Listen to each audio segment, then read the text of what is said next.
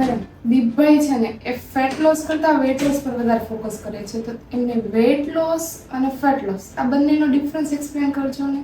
Ma'am, મારા બાજુવાળાએ 1 મહિનાની અંદર 10 કિલો વેટ લોસ કર્યું છે, તો મારે પણ 1 મહિનાની અંદર 10 કિલો વેટ લોસ કરવું છે.